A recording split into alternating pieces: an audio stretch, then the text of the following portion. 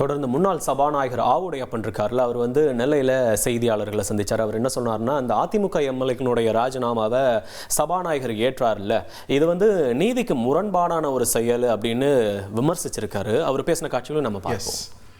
விப்பினுடைய ஆர்டரை வயலேட் பண்ணிட்டாங்க, மீறிட்டாங்க அப்படிங்கிறது தீர்ப்பு சொல்ல வேண்டிய நிலைமையில் அவர் தான் இருக்கார். அதே அப்படி இருக்கும்போது அது ஒரு judicial order, quasi judicial order. அதே இதை அப்படி இருக்கிற காலத்தில் இப்போ என்ன பண்ணியிருக்காருன்னா, அப்படி பெண்டிங்கில் இருக்கும்போதே இதில் அக்செப்ட் பண்ணி அவங்களை டிஸ்குவாலிஃபை பண்ணி அவங்கள அவங்களுடைய ராஜினாமா ஏற்றுக்கொள்ளப்பட்டதுன்னு சொல்கிறார். அது ஜுடிஷியல் எத்திக்கு எகென்ஸ்ட் ஆனது. அது முறையாக நீதி பரிபாலனத்துக்கு சரியாக இல்லை. விரைந்து முடிவெடுக்க வேண்டும்ன்ற விதிமுறையின்படி தான் நான் செயல்பட்டேன் அப்படின்ற ஒரு விளக்கத்தை கொடுத்திருக்காரு சபாநாயகர் ஜேசிடி பிரபாகர். அப்போ நாங்க விரைந்து முடிவெடுக்கணும்னு சொல்லிட்டு இபிஎஸ் தரப்புல இருந்து நாங்க ஒரு மணி கொடுத்துமே, அது சம்பந்தமா ஏன் எடுக்கலன்ட்டு சைட்ல ஒரு கேள்வி இங்க பாப்பப் ஆகுது. பட் அவர் என்ன பேசியிருக்காருன்னு பார்த்துக்கலாம். அவர் வந்தால் அவர் கொடுக்கிற கடிதத்தின் அடிப்படையில் ஏற்புடையதாக இருந்தால் ஏற்றுக்கொள்கிறோம். அதை தவிர்த்து எனக்கு கருத்து சொல்வதற்கு ஒன்றுமில்லை. சட்டமன்ற பேரவைத் தலைவர் என்கின்ற முறையில் சட்டத்திற்கு உட்பட்டு, விதிகளுக்கு உட்பட்டு, சட்டமன்ற மரபுக்கு உட்பட்டு என்னிடம் அளிக்கப்படுகிற கடிதங்கள் சட்டத்திற்கு உட்பட்டவையாகவும், சட்ட விதிமுறைகள் உட்பட்டவையாகவும், சட்டசபை விதிகளுக்கு உட்பட்டவையாக இருக்கிறதா என்று பார்த்துத்தான் நான் முடிவெடுக்கிறேன். அந்த வகையில் இந்த ராஜினாமா கடிதங்கள் முறையாக ஏற்றுக்கொள்ளப்பட்டிருக்கிறது. இதற்கென்று காலக்கெடு எதுவும் கிடையாது. விதிமுறை என்ன சொல்வதால் சபாநாயகர் விரைந்து முடிவெடுக்க வேண்டும் என்று இருக்கிறது. அந்த அடிப்படையில் தான் நான் உடனே முடிவெடுத்திருக்கிறேன்.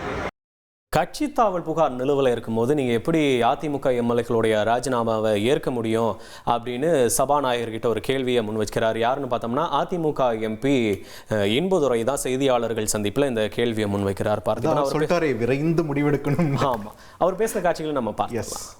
ஒரு கட்சி தாவல் தடை சட்டத்தை இன்வோக் பண்ணணும்னு சொல்லி நாங்கள் ஒரு புகார் கொடுத்து அது நிலுவையில் இருக்கும்போது சபாநாயகர் அவர்கள் மீது, அந்த 3 பேர் மீது உள்ள கொடுத்த ராஜினாமா கடிதத்தை ஏற்கலாமா கூடாதா, அதுதான் சட்ட பிரச்சனை. ஏற்க முடியாது.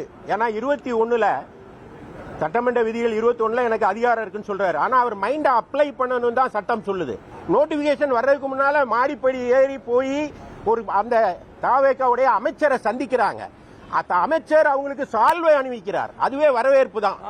கார்டு கொடுக்குறாங்க. அது எல்லா வலைதளங்கள்ல வந்துச்சு. அதுக்கப்புறம் இதை எதிர்ப்பு தெரிஞ்ச உடனே தான் ஃபார்மலா இணைத்தவர்கள் அப்புறம் இணைப்புன்னு ஒரு நாடகத்தை 8 மணிக்கு மேல நடத்துறாங்க. ஆனா அப்பவும் நோட்டிபிகேஷன் வரல. அப்ப நோட்டிபிகேஷன் வராம இருக்கும்போது அவர்கள் இன்னொரு கட்சியில போய் சேர்ந்திருக்காங்க. அப்படி சேர்ந்தவர்களுடைய ராஜினாமாவை ஏற்றுக்கொண்டதாக நீங்க அறிவிக்க கூடாது, திரும்ப பெறணுங்க தான் எங்களுடைய மனு. அதிமுக எம்எல்ஏக்கள்ல ராஜினாமா பண்ணிட்டு தாவேக்கால சேர்றதுக்கு என்ன காரணம் தெரியுமா அப்படின்னு கேட்டு பதிலையும் சொல்லியிருக்காரு இபிஎஸ் ஆதரவு எம்எல்ஏ அக்ரி கிருஷ்ணமூர்த்தி. என்ன காரணம் சொல்லியிருப்பாருன்னு கெஸ் பண்ணுங்களேன். என்ன சொல்லியிருப்பாரு? குதிரை பேரம்னு சொல்லியிருப்பாரா? அதேதான். அவர் பேசின காட்சிகளையும் பார்த்துடலாம். ஓகே. ஏற்கனவே அவர்கள் மீது கட்சி தாவல் தடை சட்டத்தின் கீழ் நடவடிக்கை எடுக்க வேண்டும் என்று அனைத்திந்திய அண்ணா திராவிட முன்னேற்ற கழகத்தினுடைய கடிதத்தின் மீது ஆய்வில் இருக்கின்ற ஒரு நடவடிக்கை இருக்கின்ற பொழுது, அவர்கள் பதவியை ராஜினாமா செய்கின்ற பொழுது மாண்புமிகு பேரவைத் தலைவர் அவர்கள் அது ஏற்றுக்கொண்டது விதிகளுக்கு முரணானது, சட்டத்திற்கு முரணானது. காலையிலே பேரவைத் தலைவரிடத்திலே ராஜினாமா கடிதம் கொடுக்கிறார்கள். ராஜினாமா கடிதம் கொடுத்த 5 நிமிடத்தில் அவர்களுக்கு பிரிண்ட் செய்யப்பட்ட லேமினேஷன் அட்டையுடன் கூடிய அவருடைய அடையாள அட்டை, உறுப்பினர் அடையாள அட்டையை மேல் தளத்தில் இருக்கின்ற மாண்புமிகு அமைச்சர்களுடைய அறையிலேயே அவர்களுக்கு உறுப்பினர் அட்டையை வழங்குகிறார். இது தலைமை செயலகமா அல்லது தாவேகா கட்சியினுடைய தலைமை நிலையமா என்று எங்களுக்கு புரியவில்லை.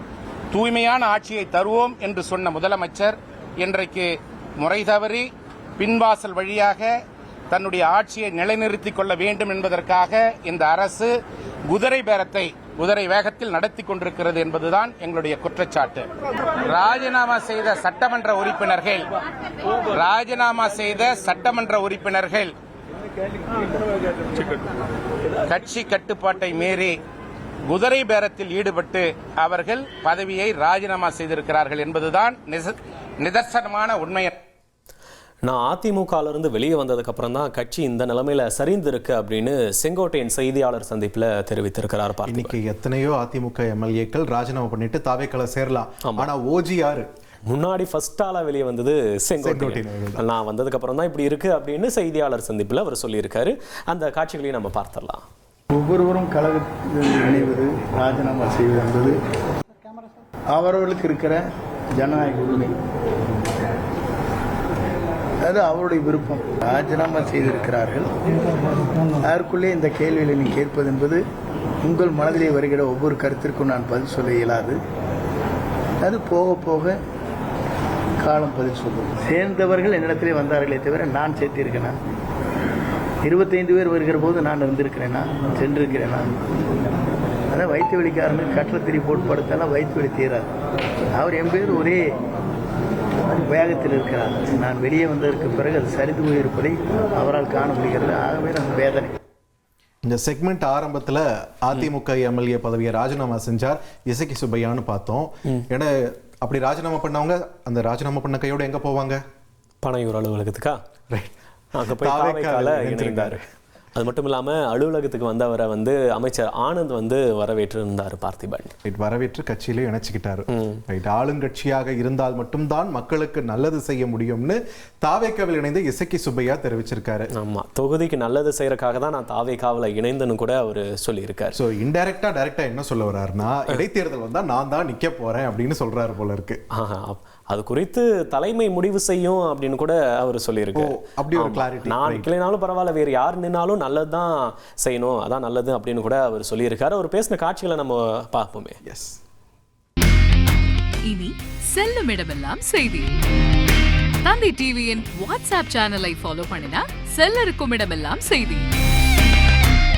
இதோ QR கோட், இப்பவே ஸ்கேன் பண்ணுங்க, ஃபாலோ பண்ணுங்க.